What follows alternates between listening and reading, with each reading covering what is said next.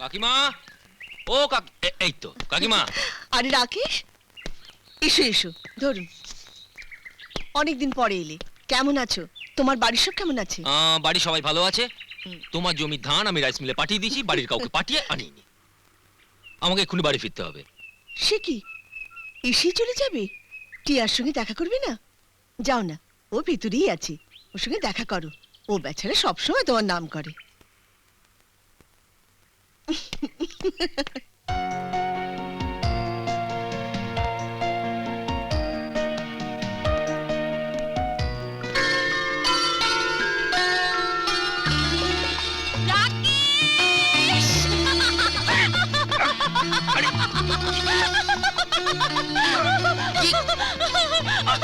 কি করছো?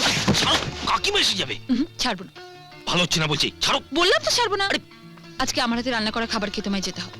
কি কাকিমা এসে গেলে পুরো লজ্জায় পড়ে যাবো। কাকিমা কাকিমা, উঠো। এত বড় হয়েছো তবু তোমার লজ্জা বলে কিছু নেই। দুদিন পরে তো বিয়ে হবে, তোমার কাছে আবার লজ্জা কিসের? আবার বাট দেখাচ্ছি মজা।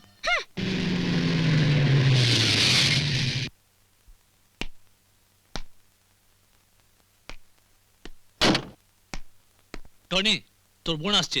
হ্যাঁ শোন, ওর সামনে আড্ডা মারাটা বোধহয় ঠিক হবে না। চল চল। কিরে নমিতা, তোর রাস্তা তো দেরি হলো। একটু জ্যামে পড়ে গেছিলাম। জ্যাম কেটে গেছে, ওই দেখ তোর হিরো আসছে।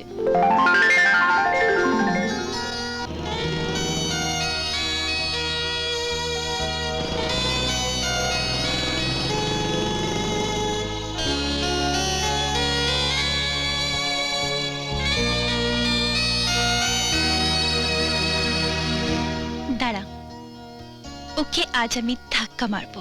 দেখিস তুই আবার ধাক্কা না খাস। অতি সহজ।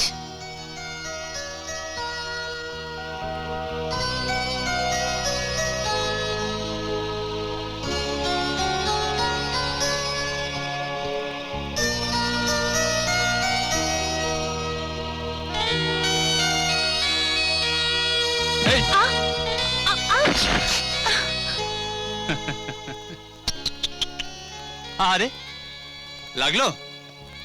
ম্যাডাম, অ্যাম্বাসাডারের সঙ্গে সাইকেলের ধাক্কা লাগলে ক্ষতিটা সাইকেলেরই হয়, অ্যাম্বাসাডারের কিছুই হয় না। ইউ ম্যাডাম, আমি নিজের পায়ে দাঁড়াতে চাই, তাই অত সহজে আমাকে ধাক্কা মেরে ফেলে দেওয়া যাবে না। চলি। ও হ্যাঁ, আর একটা কথা, যেখানে লেগেছে একটু তেল মালিশ করে নেবেন, ব্যথা সেরে যাবে। কিরে নমিতা, ডাক্তারবাবু তো তোর ট্রিটমেন্ট করে গেলেন, বলিস তো তেল গরম করে আনি।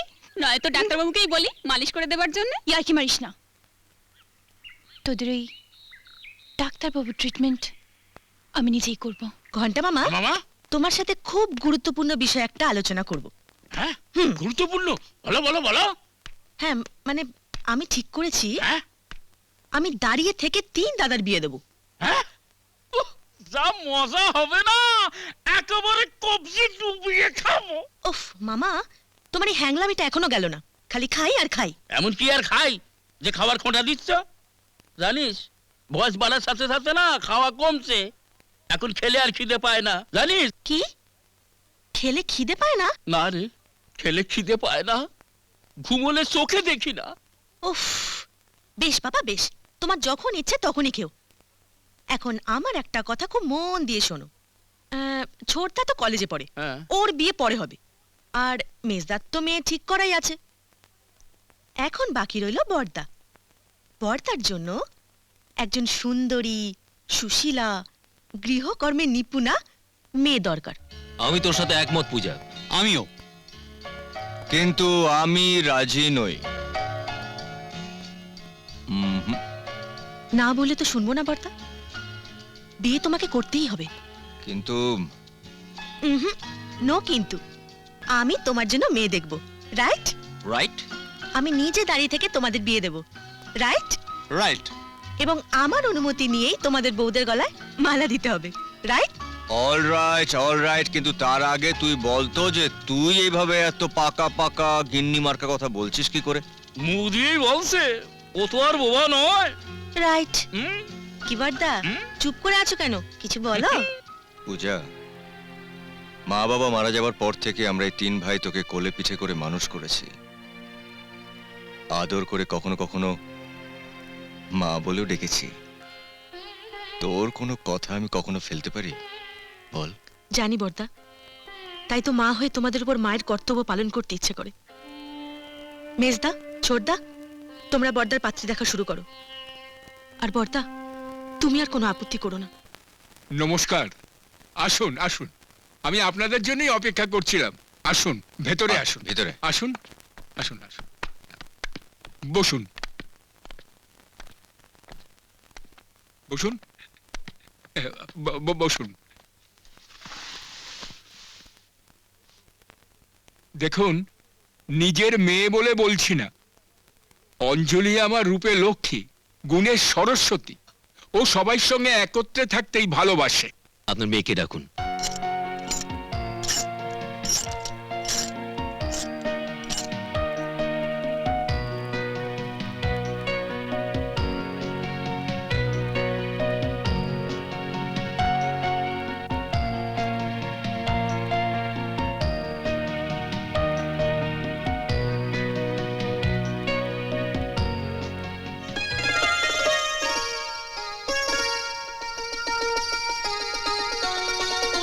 দাদা, মেয়ে দেখে তোমার পছন্দ হয়েছে তো? তোদের পছন্দ হলে আমার পছন্দ। তাহলে কি বল, কথাবার্তা বলি? অঞ্জলি আমার একমাত্র মেয়ে, ওর মা বেঁচে নেই, আমার সবকিছু ওই পাবে। ওর সুখী আমার সুখ। আমি দেনা পাওয়ার কথা বলছি না, আমাদের কিছু প্রশ্ন আছে, আর সেগুলো ঠিক ঠিক উত্তর দিতে পারলেই আমার দাদার সাথে বিয়ে হবে। এই, এটা কি কোন মানাঙ্গা করোড়পতি হচ্ছে যে ঠিকঠাক উত্তর দিতে হবে? হ্যাঁ, তুই চুপ কর। পূজা, তুই বল। ছোটদা, তুই জিজ্ঞেস কর। আমি? হুম। না না, আচ্ছা বেশ। আচ্ছা বলুন তো, বিয়ের পর নতুন বউ বাবার বাড়ি থেকে স্বামীর বাড়িতে কি নিয়ে যায়? নতুন বউ বাবার বাড়ি থেকে শ্বশুর বাড়ির লোকজনদের সঙ্গে ভালো ব্যবহার, সংসারের সব কাজকর্ম করা, সকলের সঙ্গে মানিয়ে চলার শিক্ষা নিয়ে যায়।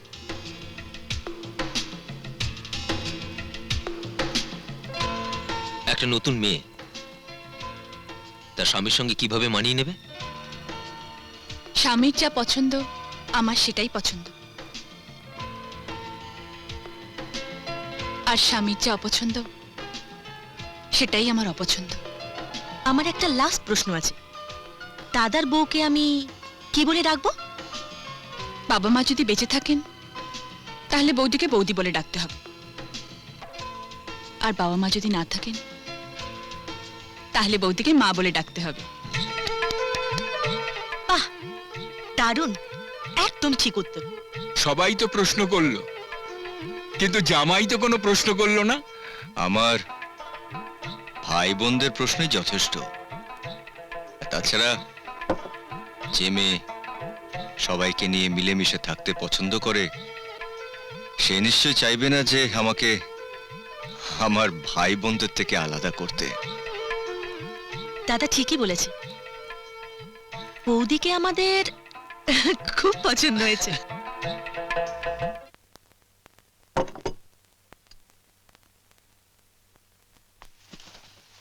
কি মধু, খাদ মেশাওনি তো? মহিম ঘোষালের ভক্তিতে কিন্তু কোনো খাদ মেশানো নেই। কি যে বলেন মহিম বাবু, আপনার অর্ডারে কোনোদিন ভেজাল দিয়েছি?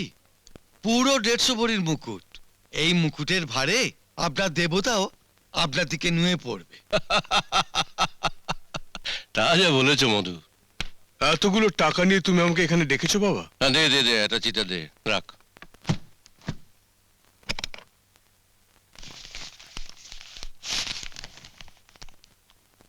কি মধু, ঠিক আছে?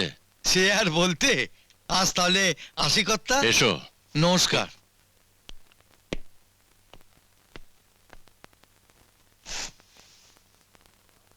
এত টাকা দিয়ে সোনার মুকুটটা কিনলে কেন বাবা? বলছি বলছি সব বলছি, বলবো বলেই তো তোকে ডাকলাম। এসব তো তোরই জন্য অপু। আমার জন্য মানে? এই মুকুটটা পরে কি আমি ঘুরবো নাকি? না, এই স্বর্ণ মুকুট পরবে নিশিগঞ্জের মা কালী। নিশিগঞ্জ? সে তো এখান থেকে 40 কিলোমিটার দূর।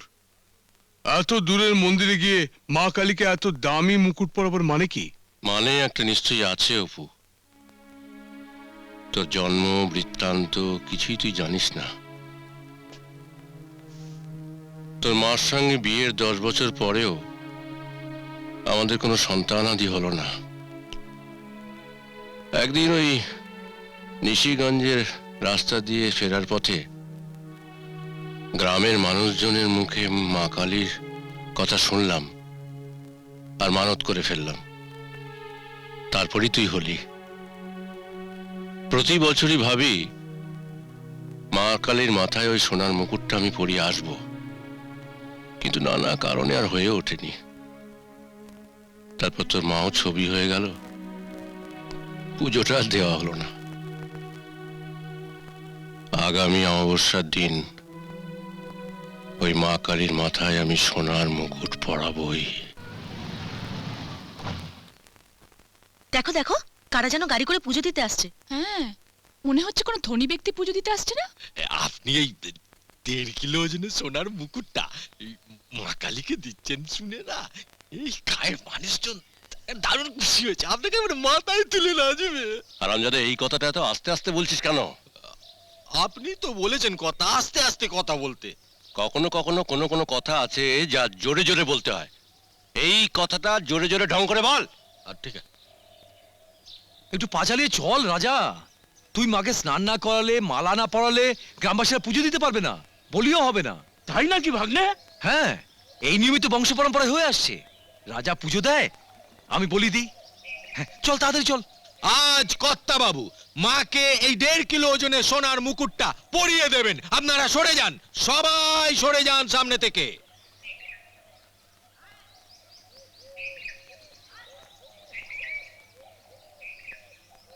নমস্কার আচার্য মশাই। নমস্কার।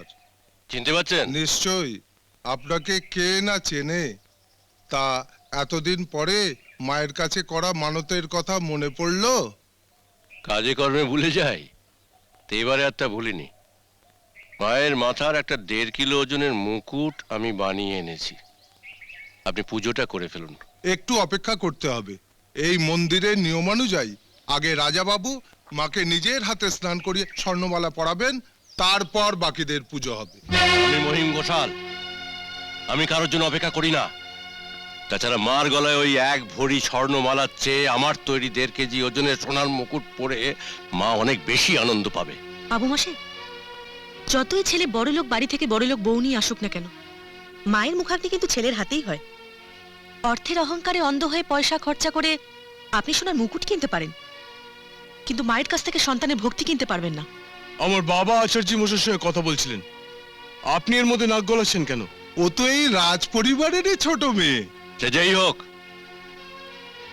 আপনি পুজো করতে না পারলে সরে দাঁড়ান। আমাদের পুজো আমরাই করব। যাও অপু, মার মাথায় এই সোনার মুকুটটা পরিয়ে দে। যা। দাও বাবা। না না, এ কাজ করবেন না, এটা আপনার অমঙ্গল হতে পারে। সরে যান, মাকে মুকুট না, পরাতে দিন। করবেন না, আপনি করবেন সরে না। যান, না, না, আপনি সরে যান। না, যান, সরে যান। না, না। রাকেশ, দাদা। মনে হচ্ছে মন্দিরে কোনো গোলমাল হচ্ছে, একটু এগিয়ে গিয়ে দেখতো। হ্যাঁ। যা, তাড়াতাড়ি যা। না, না, মুকুট পরাতে না। দিন মাকে।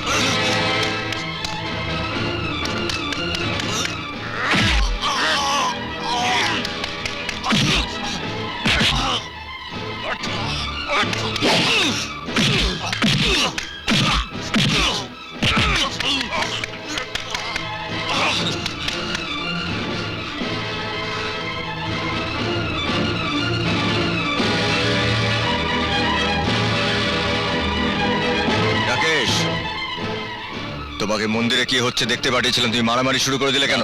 ঠিকই তো করেছে, বদমাশ লোকদের মারাই উচিত। পুরোহিত মশাইকে ধাক্কা দিয়ে জোর করে মন্দিরে ঢুকে পড়েছিল। না না, তোমরা খুব অন্যায় করেছো। মহিম ঘোষাল এখানকার খুব সম্মানীয় ব্যক্তি, খুব অন্যায় করেছো তোমরা। এসো মোহন, ভেতরে এসো।